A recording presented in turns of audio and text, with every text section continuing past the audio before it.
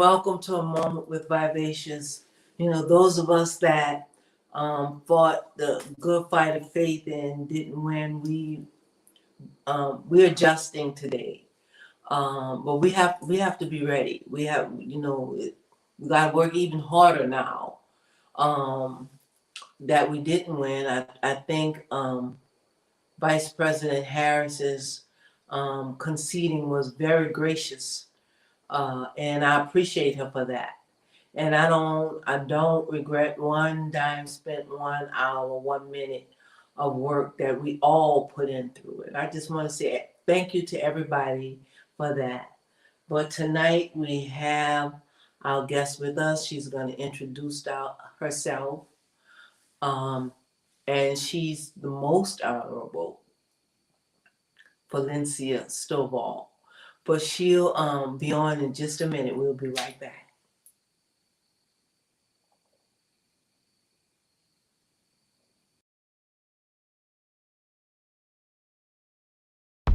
Welcome to A Moment with Vivacious, a freedom ride where we the people gather to build ourselves, our family, our community, and our nation. For the sound of America for Progress has reached critical mass. Understanding that we must put aside our differences to focus on the greater good. This is a place of collaboration to rebuild and restore our nation. Welcome to A Moment with Vivacious. Hello. And thank you, Sigrid, for always being faithful to Moments with Vivacious. And tonight I have with us Chief Mrs. Honorable Valencia Stovall.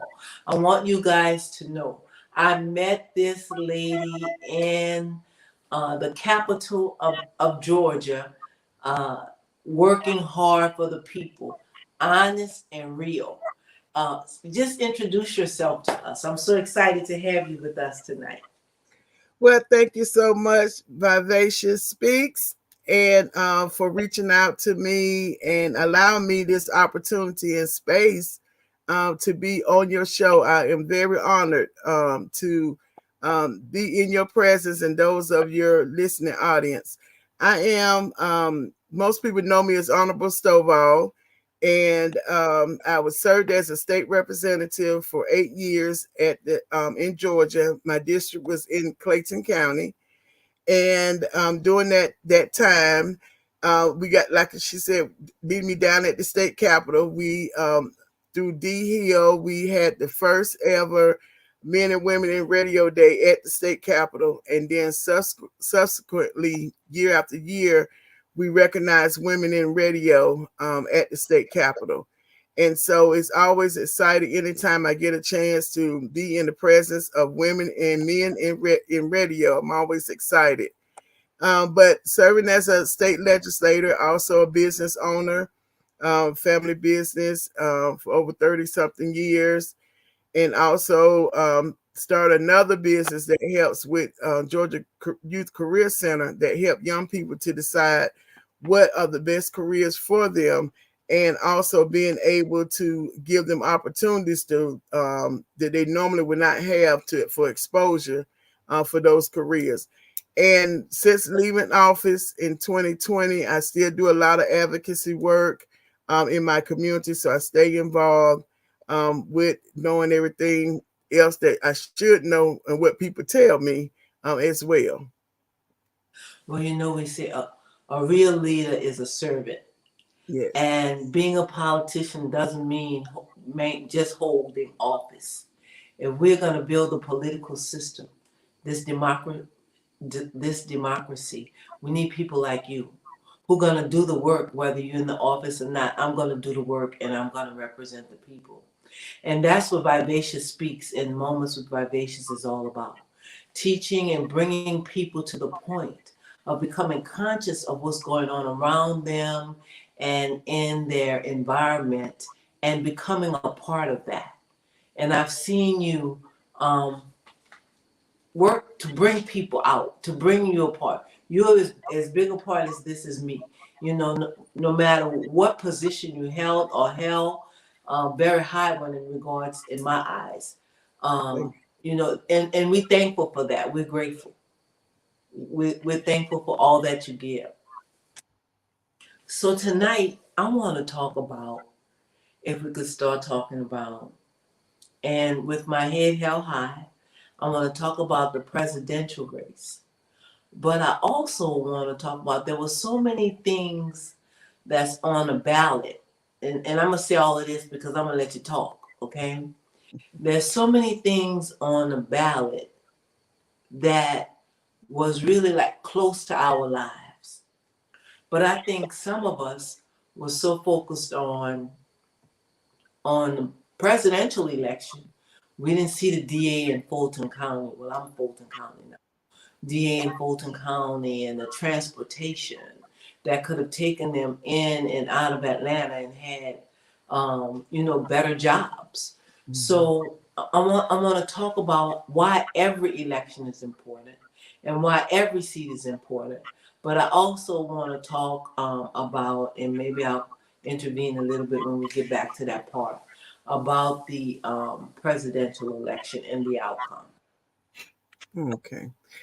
Yes, most definitely. Every election is important, and unfortunately, for so many people, there's always a huge focus on the presidential election, and many think that's the be all, the end all, and it's not. Your local elections are actually, in my opinion, more important or just as important, I would say, as your national elections. And we say national elections, which are your president, vice president, those that are in Congress on the House and the Senate side, which we as Americans are able to elect representation to represent us or what things are important for us as towards issues. And when there's such a huge focus on every 4 years for presidential elections, a lot of local issues end up being overshadowed.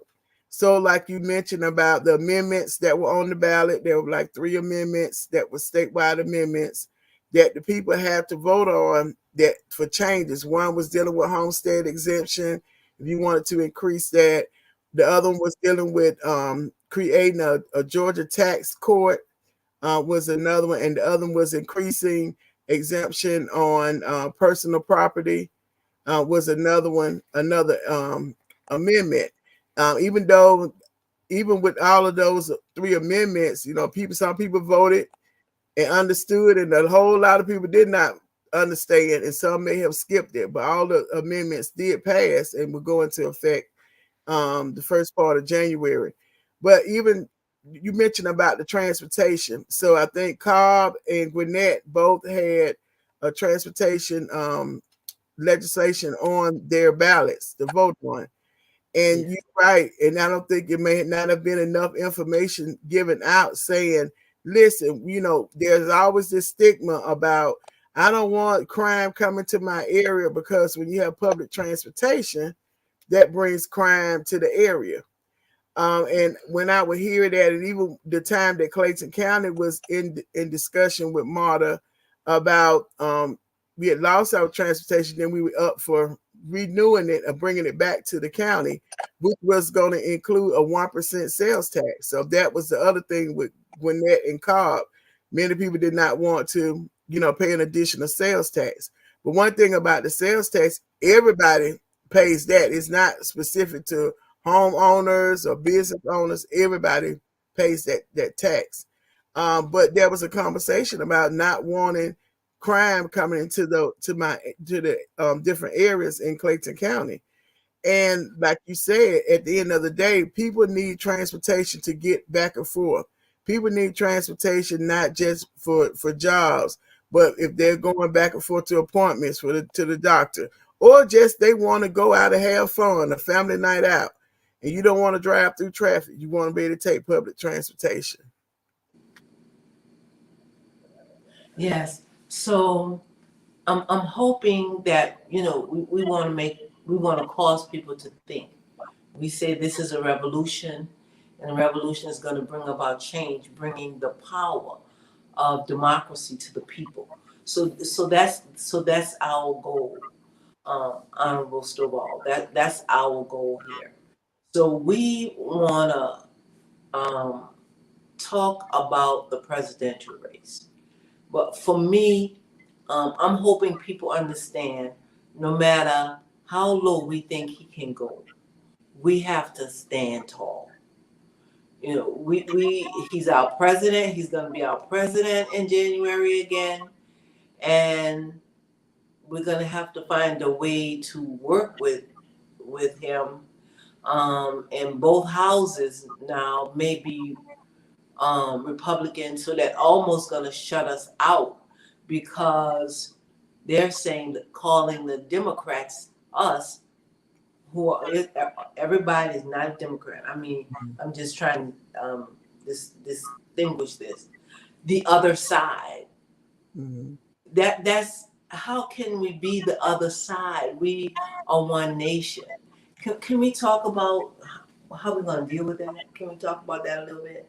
Yeah, so let me back up just a little bit. I Yeah. think one of the things that I've noticed and have noticed even when I was elected, even I recently ran for state senate in Clayton and Fayette County.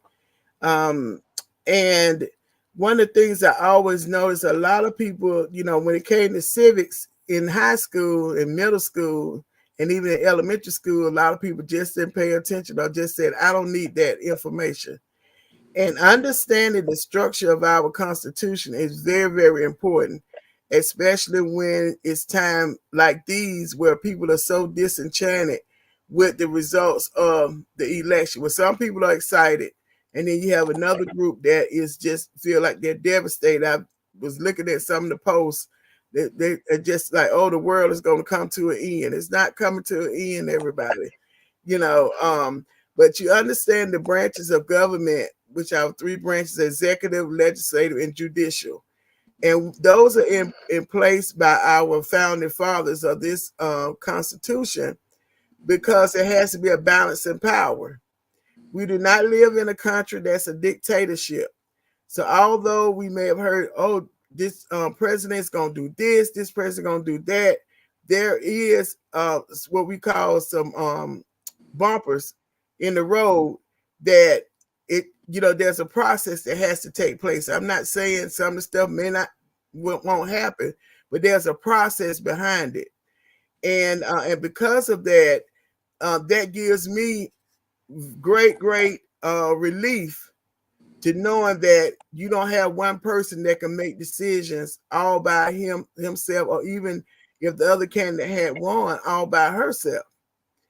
And even when you look at the process of the election of how we even elect our president through the electoral college, those were set up as guardrails as well. Now, on our local level, and even the ones that are in Congress, the only office that electoral college is used for is the president's office, president and vice president.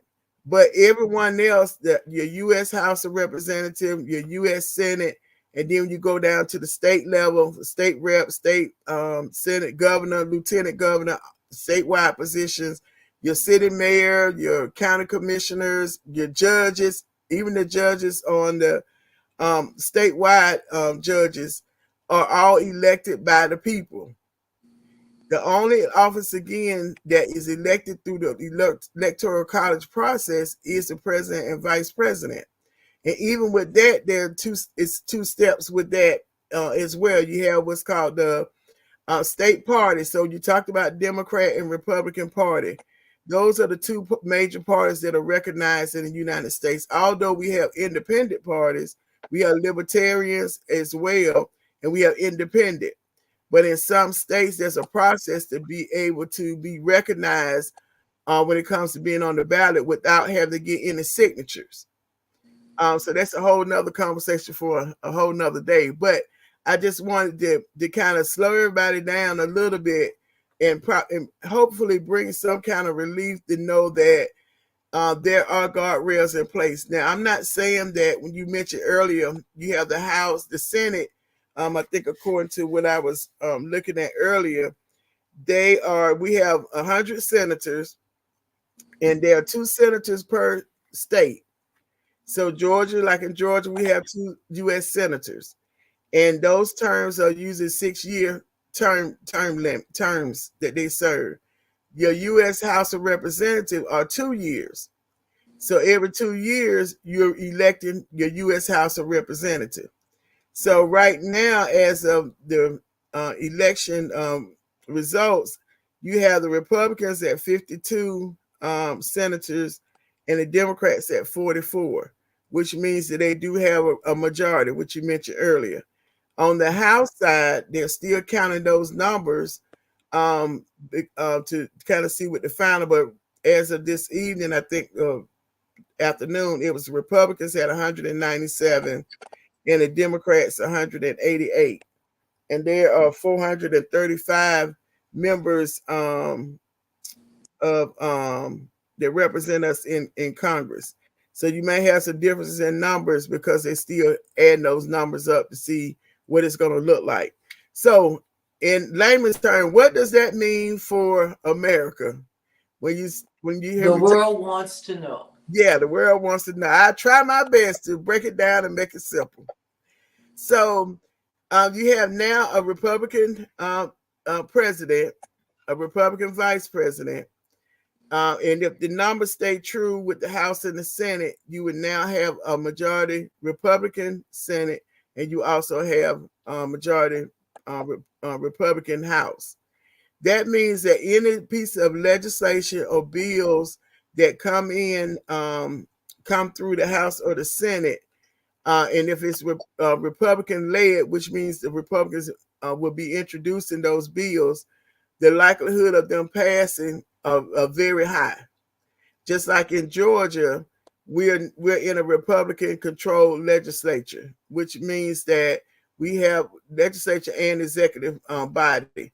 So we have a governor that is Republican, lieutenant governor Republican, and majority of the House and the Senate are Republican led. So for those who don't necessarily agree or don't agree with the Republican agenda, then you may have some cause for alarm. But one thing I wanted to share with you during my time as a state legislator, I was serving as a Democrat for the 8 years that I served, but I was able to work across the aisle. So when you talk about, how you move forward, you have to have being able to work across the aisle. That means working with your opposite legislature or opposite party. And there are some things that we share alike. And then, of course, there's some things that we don't share that are not alike. And that's what differentiates the party. And so what I did and made me successful was I found those things that I could agree with the opposing party or the opposite party or the party on the other side of the aisle, which in my case was the Republicans. Now, that was not always favorable with my other colleagues who were Democrats. And many times we were at odds with each other internally with it. And even sometimes there were Republicans that were internally at odds. So don't think that because they're all Republicans, they always agree. They do not. And just like Democrats, all of them don't always agree. So finding those things that you can agree on and you work towards that, but it has to be an open communication. You cannot shut down and say, because I'm a Democrat and my candidate did not win, I'm going to get disengaged. I'm not going to pay attention to the process.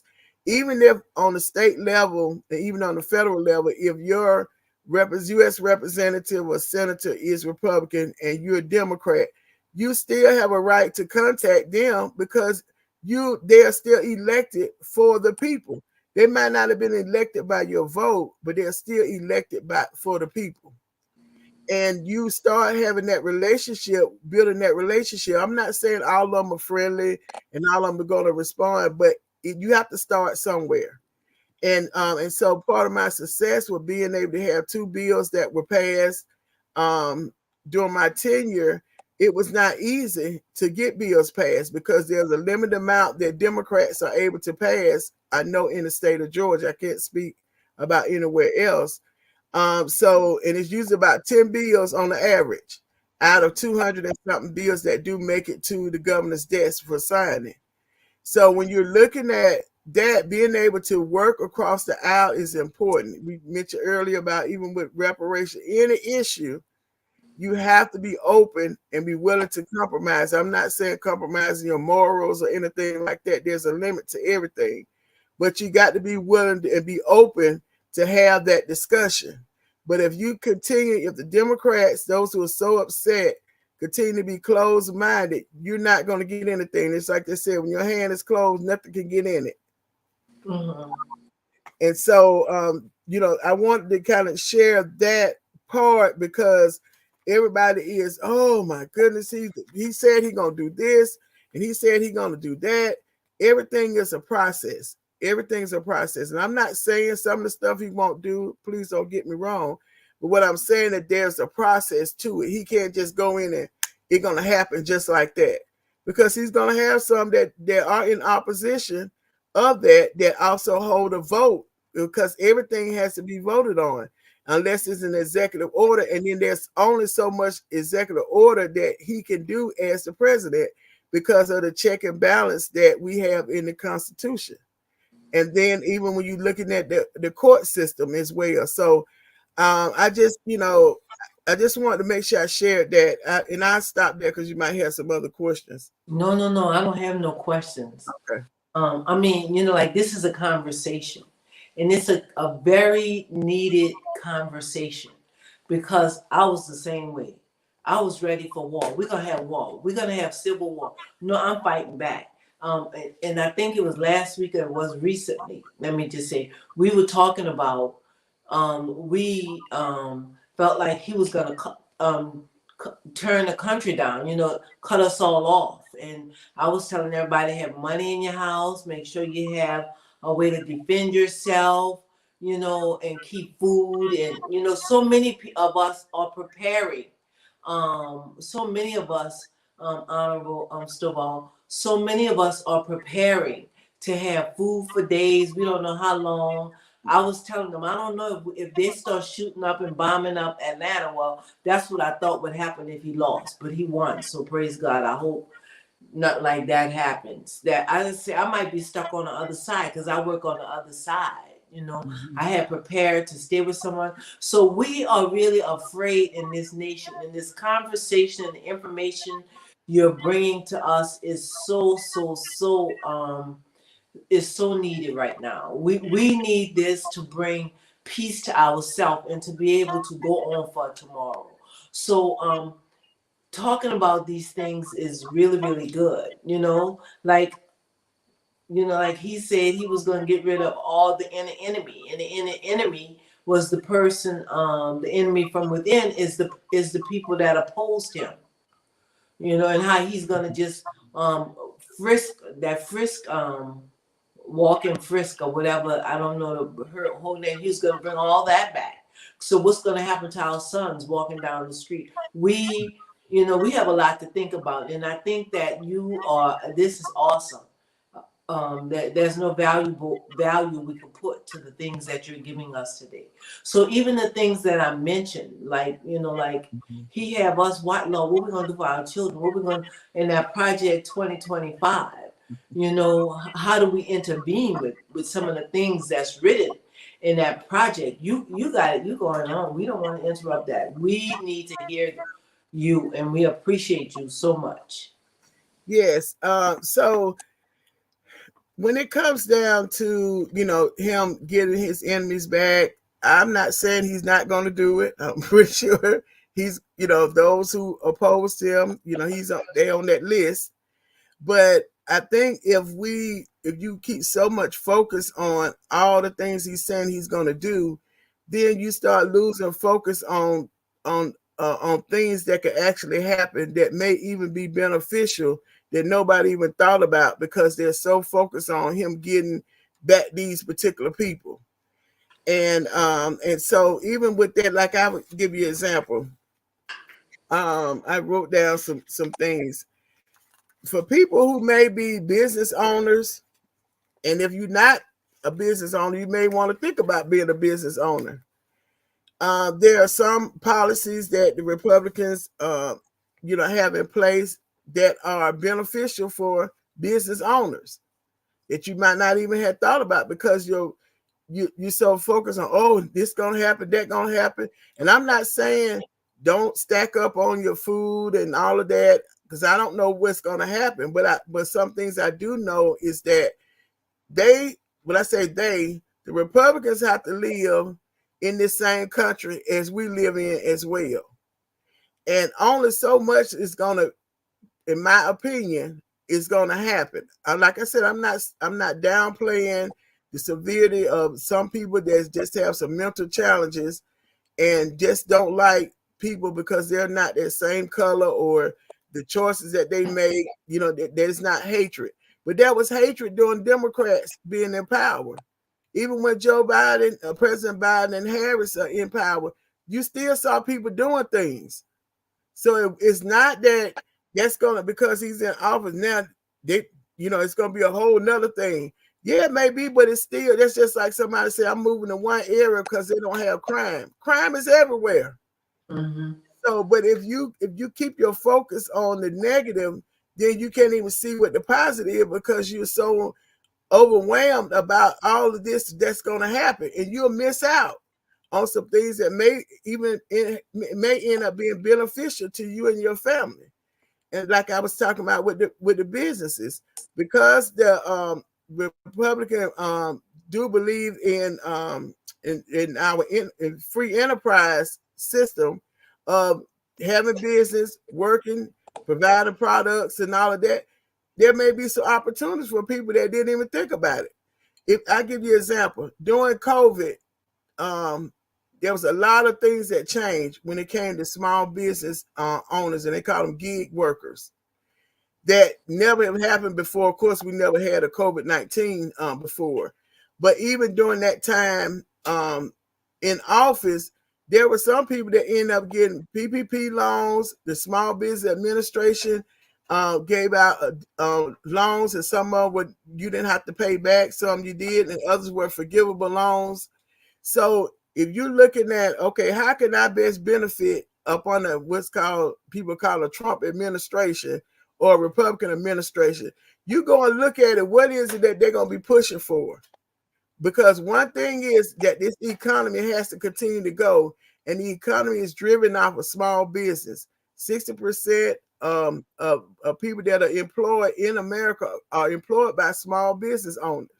So if you're not a small business owner, you might want to become a small business owner so you could be able to benefit. You hear all those about tax cuts and all that. No, the regular person who may don't have a business might not see the benefit of it. But if you have a business, then some of the things and policies that are going to be put in place are going to be geared towards business owners. So that may be, something to be able to look at that you might not even thought about, looking at that part. So, like I said, I'm not downplaying, some of the things that have been said, even with the Project 2025, it's still a process. It's still a process. And the more people stay engaged and continue to ask questions, because when you think about it, when people become angry, they become disengaged. And when they become disengaged, a lot more things end up happening because you're not paying attention. So this is not the time to be so upset that you become disengaged. I don't care. I don't like our system, and he should have never got elected. All those people that voted for him, it was a reason that some people voted for him. Everybody had different reasons who ended up voting for him, just like people had different reasons they voted for Harris. There, you have some people that are suffering, and they said up on the Biden Harris administration, they are suffering too much. The gas is too high.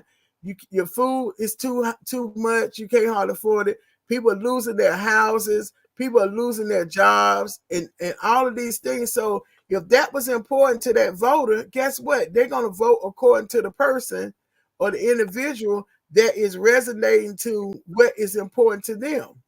If you're a person that don't want to go to war, and we all know that if Trump said, hey, this is going to do everything he told you, yeah, you better can believe That's what he's going to do. He's not going to lie about it. So if not going to war is more important to you than anything else, then guess what? You might say, well, hey, I'm going to vote for him because I know he's going to stop that money going over there to Ukraine, all that money that could be staying here in America. Or he's going to promote more American businesses, American made and manufactured here in our country than going overseas. And the tariffs that he said he's going to impose could be beneficial and they could not be. But you wouldn't know if you keep your eyes closed and you're so mad and upset that you can't see what's the positive that can come out of this. And even with all of that, at the end of the day, God is still in control. No matter what the situation may look like, he's still in control. And if you have the faith and you believe that he said that the righteous would not be forsaken, and nor the seed begging bread, and you're part of the righteous and you're part of his seed, he's going to take care of you, just like he did through the last Trump administration, like he did through the Biden-Harris administration that we're going through now. So, I appreciate you allowing me to come on to just tell people it's not as bad as you think it's going to be. But if you believe it in your mind and you keep it in your heart, then it is going to be a struggle for you to survive up under this administration and up under what the Republican Party is doing. And if I can, I want to touch on a few things as far as why weren't the Democrats as successful as they should have been? Because there were some things that they did that they should not have done. One was you cannot say we live in a country of freedom and you don't allow the voters to decide on their primary candidate. The Democratic Party leadership knew that President Biden had health issues. They knew that way before he decided he was going to run for a second term. But they didn't do anything about it. The Republican Party, they held a primary. They allowed their voters to decide who they wanted to be their primary, their candidate for president. They chose Trump. That's who they chose. Now, on the Democratic side, the Democratic voters did not get a chance to select who they wanted to be their presidential candidate. It was shoved down their throat to say, this is who we want, and we only got these many days to get it done. Well, you didn't even have to have a choice of having those many days had they allowed the people to do the right process at the right time. That's one thing. The next thing is that there was no unity and they were unorganized. You can't not think that not pushing the primary election, that's what they should have been pushing, primary election, getting people out in May, before May's election, getting them out and talking to them about the upcoming presidential election. They did not do a strong push for primary elections that were held in May. They had very low voter turnout. Then all of a sudden now, we need to get these people out to vote. How you going to motivate people that didn't even vote in the primary?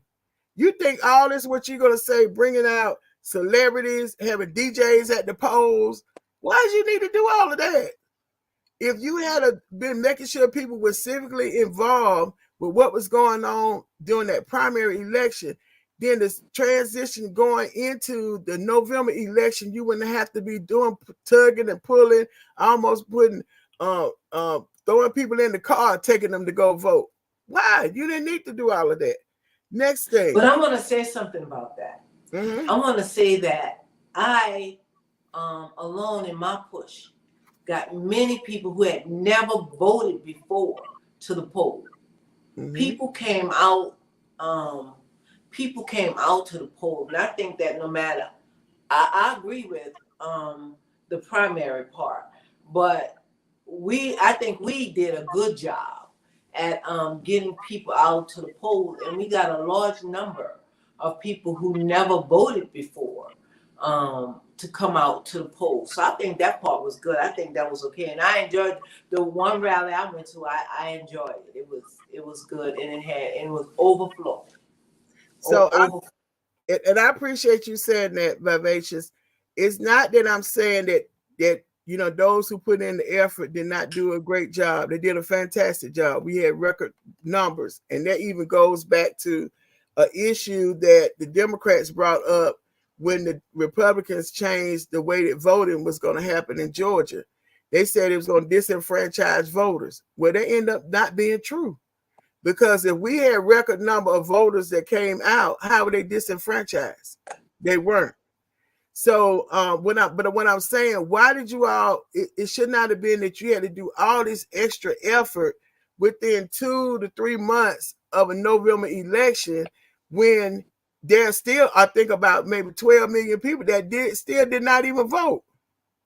So if things had been in place and started much earlier, yeah, the momentum would have been there, and everybody wouldn't have to do such a hard push of convincing people, come on, I need you to go vote, contact this many people, do this. I mean, all of this. Then you had some people were getting paid, and other people, they was telling to volunteer. Why you were telling the other people to volunteer if people were getting paid? So, like I said, and because I know, because that's how it works. Some people get paid, some people volunteer. No, there were some people that didn't know that they could have got paid, but they had them up under the auspices of them volunteering. So some of the stuff that I'm telling you and I'm expressing is because I have internal knowledge of But what's that's okay. But the average person. Yeah, the average person, the average voter would not have a clue about what I'm talking about. They wouldn't understand it. And like I said, I'm not taking away from the momentum, the rallies and all of that. It was, it was good, and it was a good experience.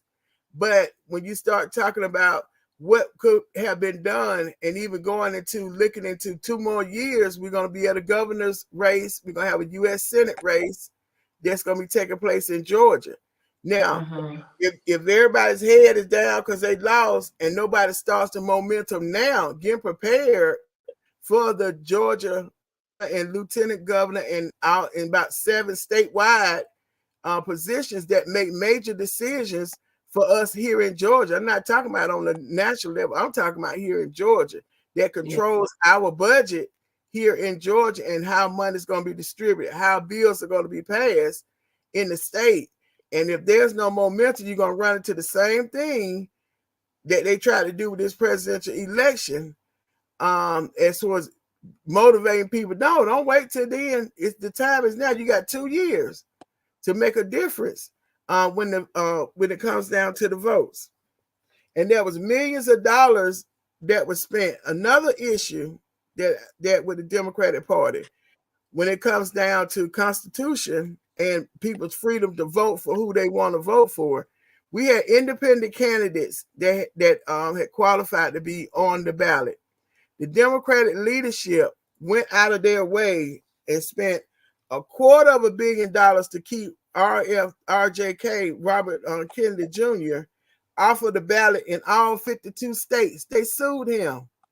But he had a big part in that too, because he sold his spot to the Republicans. No, and just tonight they announced that he's going to get that position. So we disagree on that. Before that. But that's okay. We're going to agree to disagree. I got to tell my audience. You're right. He paid, and he was waiting for Ms. Harris to call him to see which spot he was going to take. Some of that is politics, and politics is money. We could wait. Sigrid has something to say. Honorable Stovall, I agree with you. Where I live, there was little campaigning here. She lives in Louisiana. She's agreeing with that. She said they had nothing. She said, the way they sent out the ballots, there was no ballots sent out. So it wasn't even in the states. Atlanta and Georgia. I'm going to say Atlanta because a lot of us went into small areas. Like my area was Milledgeville.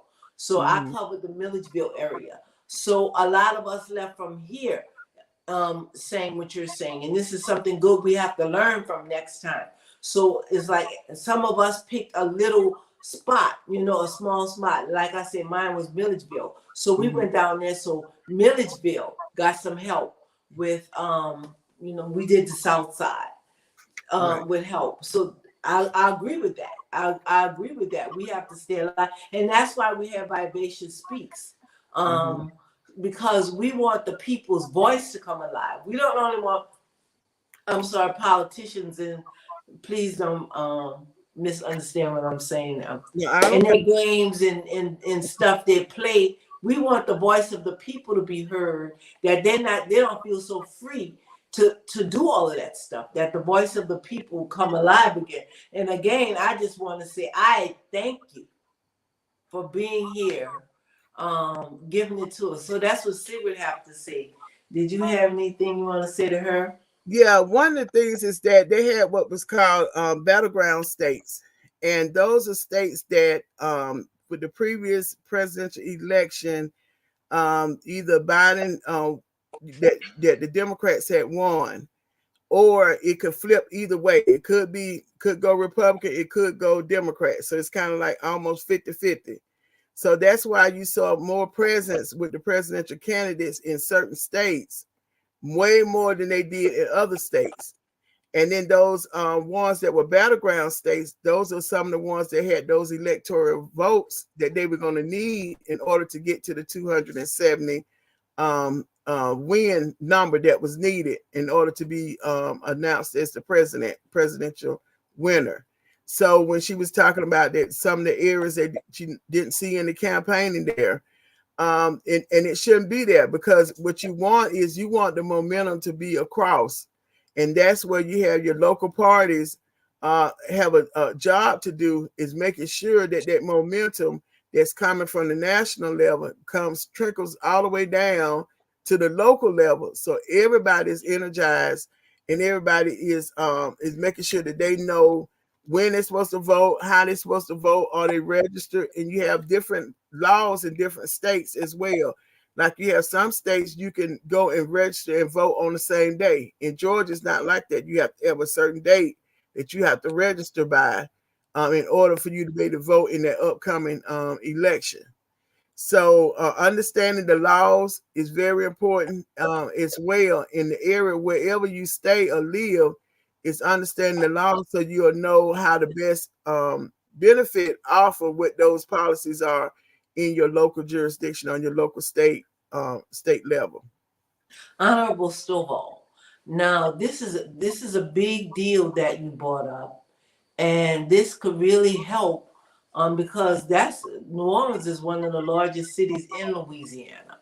Mm-hmm. That the that the Democratic Party didn't plan or organize well, because where were the people who not only Sigrid, if you could help us with this, was there any local, there was no federal, but was there any local campaigning done? How do a person in that area, because that's very significant what you're giving us, is very Mm-hmm. significant. How does that, how do they, what I want to say, bring alive the politics in the area so it could work for them? How do you do that? Yeah. So there were just about local elections just about across the board, even in just about all the states. Um, and it's like I said, if you're not always actively involved, you might get confused with a whole lot of when what election takes place during what year. You have some in the odd year, some in the even year, and so keeping up with all that can be overwhelming for the average voter. And that's why it's important when you start having the different parties. That's part of their job and responsibility, is educating the local community about that whole process of when these elections are taking place, what you need to make sure you have done, and keeping them engaged, not just during election time. And so that's a response. And then you have other organizations that do a lot when it comes down to advocacy training and getting the word out about voting. And so election preparation is year round. It's not only a month before election, 2 months, 3 months before election. It's year round. And I think if there's more of a concerted effort to make sure it's year round, where you're constantly having people engaged and what's going on in the election process, in the process of how local policies are made and created, how they directly or indirectly affect you, I think you will see more voter participation and understanding, and you won't have to tug and pull so much, to get people out. Because just like all the work that you did down in South Georgia, Middle Georgia, with Milledgeville, and because Georgia was one of the swing states, more money and resources were put into Georgia than may have been in Louisiana, because Louisiana may have already been predicted to go Republican, or it may have already been predicted to go Democrat. And so when you had those toss-up states, I think like Wisconsin was one, Michigan, Pennsylvania, Georgia, I can't think of the others that were, you constantly heard the candidates going to those locations. I know even in Georgia, they were here a lot of times. Both candidates were here in different parts of Georgia, talking and getting people activated to, hey, come out and vote for me, whichever the candidate, was, depending on who it was, that was like that. But and it may be something that is it Sigrid? Is that how you Yeah. pronounce it? Okay. And it may be something that Sigrid and might be some other people like her, I don't know if it's a her or him, like that person that say, I want to see something much better done in my community. It's nothing stopping individuals from getting together and form their own little group to say, well, you know what, we're not going to wait on the party to do anything for us. We want to see a change happen in our own community. And it starts with us because we are the voters. And so it might be 5 of them to get together and say, you know what, in our community, we're going to make sure we have 100% voting going on in our community, if not 100% close to it. Okay, I know these other people, they usually don't vote. We need to go have a conversation with them and ask them, what is it why you don't vote, or why are you not engaged? What can we do, or what can the local elected officials do to keep you engaged and knowing what's going on? That's what's called accountability. That's a whole nother subject. When you talk about once somebody's elected, now accountability is the next step. With keeping them accountable for what they said they were going to do if they were elected. And if you don't keep elected officials accountable, they go do whatever they want to do. And then when it's time for re-election, they come back and feed you all this information. Oh, I've done this and that. And you don't have a checklist because you weren't holding them accountable. You're supposed to have a checklist. Okay, you said this. You sent me this flyer. I got it in the mail. And when I got that flyer in the mail, you said you're going to do this and that. And like Sigrid in her group, start holding them accountable. And if they don't do it, you don't vote for them. Or if one of y'all run for office to replace that person. And once they start knowing that they are held accountable, you'll start seeing changes. And that go back to what I was saying about you have the national level, then you have the state level, and you have the local level. So you got 3 levels of government.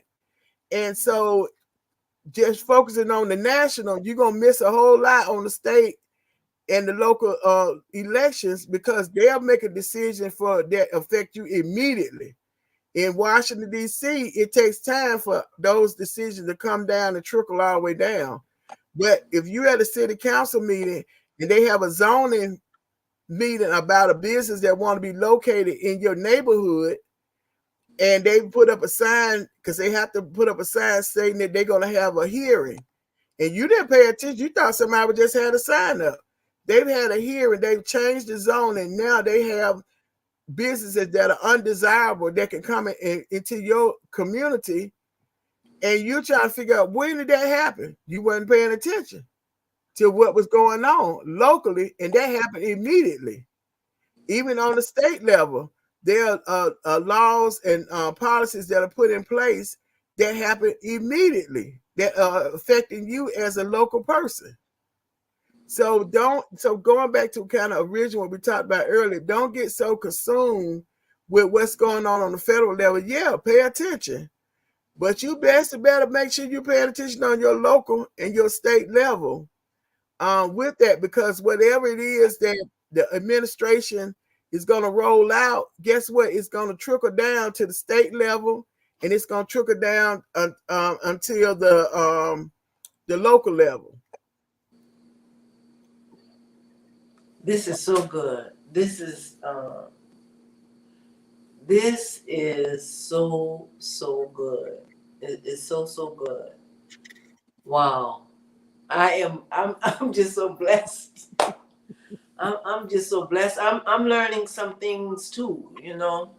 I'm learning some things too. I want to do more about accountability. So maybe you could tell us a little bit, like in 2 years, because we don't want to die. We all fired up because Mm-hmm. even if it's because our candidate didn't win and we all don't know what this person is going to do, right? How do we find out how we hold accountable to the people who are in our who's our local government? How do we handle our local and city governments? Because in some places, I'm just thinking of some places. I'm from New Orleans.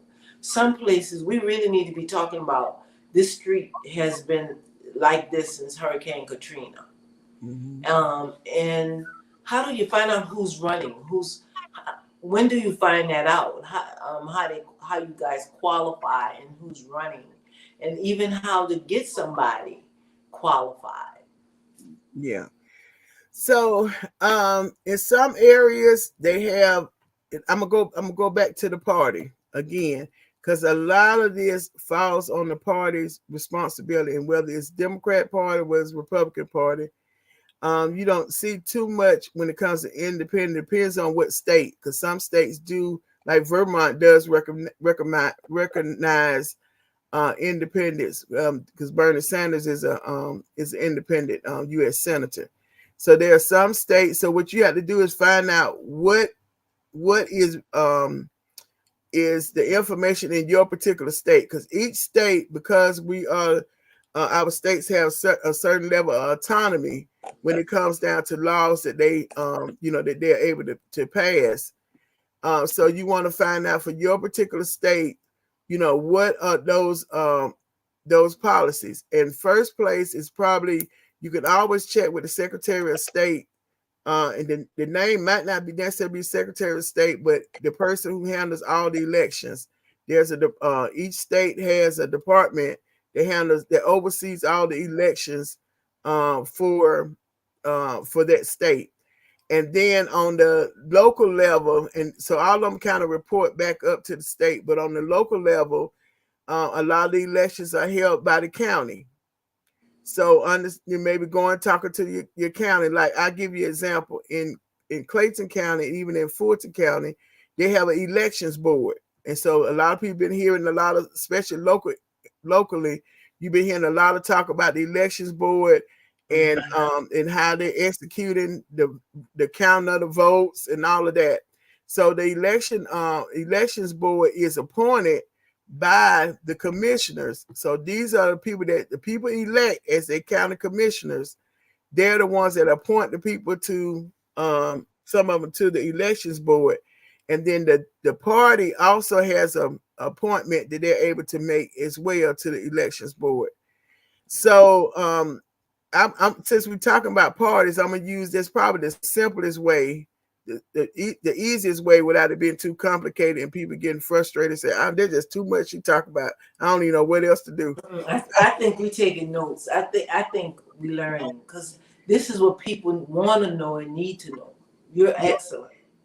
So I would say talk with your party, whichever party you're affiliated with, and I mean political party, and attend their meetings and ask questions, because they have different committees as well that are set up in that, supposed to be in that county party, that local party, and tell them that you're interested, you want to get more involved with the election process, you want to help get some people knowledgeable and bring them out to the different meetings, because you want to go to your city council meeting. But some people may stay in unincorporated areas that don't have a mayor or city council. So then you go to your county commission meetings.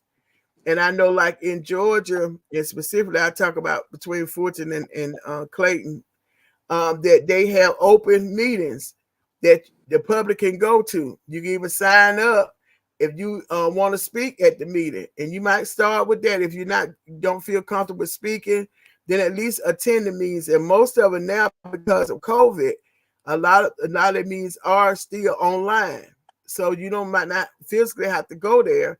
So you would go to, either if it's the city, you would go to the city website and look for they used to have it up under governance or something like that, but look for mayor, city council meetings for your city.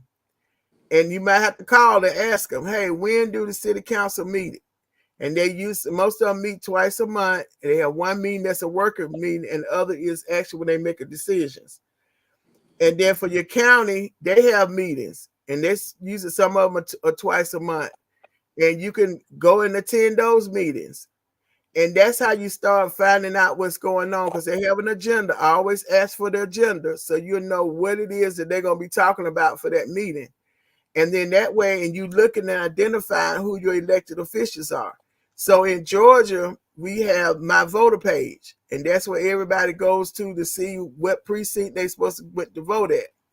But also on my voter page in Georgia, they have a tab on there that says elected officials, my elected officials. That's where you're going to find out who's your city council, who's your county commissioner, who's your district attorney, who's your state elected official. It has all these elected officials, and they usually don't have the person's name. They have a number, which is their district number. So what you do is you Google. So say for instance you're in Fulton County and it says you're in Commission District 1. Then you'll put Fulton County Commission District 1, and you Google it, it's going to bring up that person's name. Now you have a face to put with who's your representative for that area. And then now, say for instance, you say, I'm gonna go to a county commissioner meeting. Now when you go, you know you're looking for that person face up there on that dais. And then if it's something that you hear them say that you don't understand, then you're able to either get with them after the meeting or look up their information and send them an email or call their office. Say, hey, I saw I was at the meeting, you voted like this. I want to know what is that about. Now you're becoming to be civically engaged with things that are going on the local level. And once you start getting comfortable on the local, it's easy to do state and even on the federal level, because you have one person that represents you in the House, and you have two people that represent you in the U.S. Senate on the federal level. So now I'm bringing you back around to when I talked about the Trump administration and those who are elected up under him.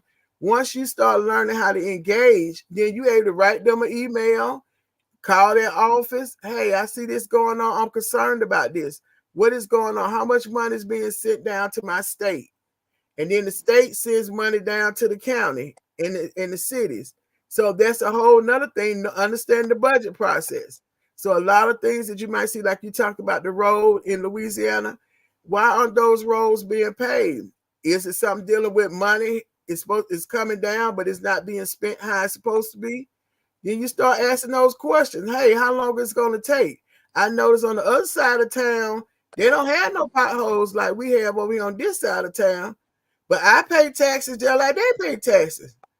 So why we don't have this on our side of town? So that's when you start having people civically engaged. And then when elections come up, they got a checklist. Okay, this is my commissioner. Okay, this is my state representative. This is my state senator. This is my mayor. Okay, yeah, they did a good job. Oh, no, they didn't do a good job. Okay, I heard such and such is running.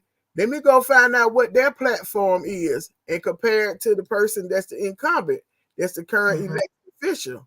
Now you got a comparison going on, and you can ask questions. Listen, I attended that meeting, and my commissioner voted like this. I didn't like the way my commissioner voted. Now, how would you vote if you were elected in that position? So now there's accountability that you're doing. But I would definitely say start locally. First, attend the city council meeting if you stay within the city. And if you're not sure whether you stay within the city, look at your if you're a homeowner, you can look at your tax bill. If on that tax bill you'll see nothing about city sewage or city City taxes, that means you don't stay in the city. If you just see the county on there, then that means you stay in unincorporated. That means you don't have a mayor or city council. So that's probably the easiest way to explain it. If you're a renter, which is fine, then you may want to talk to your landlord and ask them or go to the rent office and say, hey, do we stay in the city limits or are we in unincorporated? And another way to find out, in some areas, if you call the police, which police actually police location. If you see the city on their police when you call the police or somebody call the police in your area, then you're in the city. If you see it's the county when you call, then you're in the county. And sometimes the city and the county work together, but most of the times they kind of differentiate on their jurisdiction. And if it's even though you might have like the city of Atlanta, it's in Fulton County, but it also DeKalb County. And so sometimes you may see the cab come over to Atlanta side, but you're not going to see them a whole lot. Most of the time, you're going to see the city of Atlanta in city of Atlanta and not in the other parts of it. So those are just a tidbit of information. I don't want to overwhelm everybody because it's so much more, to get involved. But starting locally and starting where you feel comfortable. Find an issue that's important to you and go and research and find out how your elected officials are voting on these issues that are important to you. This has been marvelous. I hope, as we digest this part, and I'm sure people are going to watch this video more than once. I know that I am. I'm going to watch it again. Because when I write, I remember. It's like when I write it on my mind, and it stays there. So I will definitely be in this be in this video for a little while because I want to stay. I want to stay alert. I want to stay active. I want to stay participating. I want to stay awake. And you have just totally touched everything that Vivacious Speaks and Moments with Vivacious is all about. We are so grateful. We're so grateful to you right now. I'm glad that we finally got you and hope that you'll come back again. But what is there something that you want to leave us with, please? Definitely is that, staying involved is very important. And because we live in a country that we always talk about with freedom, and that comes with being involved, that comes with being accountable, holding our elected officials accountable on all levels. And when we hold them accountable, then we have better services that they're able to render to us and what we receive in return for our votes that we have given to these people, the people that are elected, because you're trusting them to be your voice. And you're not going to agree with everything that all your elected officials do. The decisions that are made, there are some decisions made that sometimes you don't know what's behind the scenes of that negotiation that's going on behind the scenes. But staying involved, and even when I was elected, the constituents I had and I always took time to educate my constituents on the process, just kind of like what I'm doing now. And those ones that stayed involved, they made my job so much easier, especially when there were controversial things that may have come up, because I can, hey y'all, this came up. What y'all want me to do? How should I handle this? And it made them, empowered them as well, that they now could go anywhere or go and have a conversation and don't feel intimidated, with talking with elected officials. And so as we are getting prepared for ending out, this year of 2024 and getting prepared for January 2025, look at it as, a opportunity. How can what's important for me as a citizen, a non-citizen, a voter, or whatever your status is, how can I look at what opportunities that may be available for me that I can take advantage of for me and my family? and move in that direction.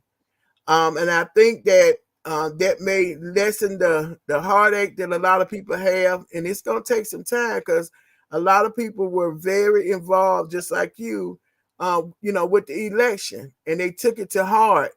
This election was their election, and the candidate they chose was their candidate, and that's fine because that's good. But take that energy, the same energy that you had, that everybody had, and look at it. How can I make my community better? And starting locally and then moving up. And then that way your focus is not always on Washington, D.C., but it's focused on how can I touch and reach the people in my community to make it better, make lives better for all of us so that we can survive whatever that survival is supposed to be, but we can be able to work together and survive. Um, the last thing I want to do is drain you, okay? But it is one thing for me that if I can, I want to talk about Washington D.C. just one more itty little bit of time. Okay, go ahead. This, this is what I want to know. Thank you so much. Um, your smile is even in your mannerism is so comforting. Thank Thank you. you for everything you bring tonight. But how do we? Because like 2025 project and all of that stuff.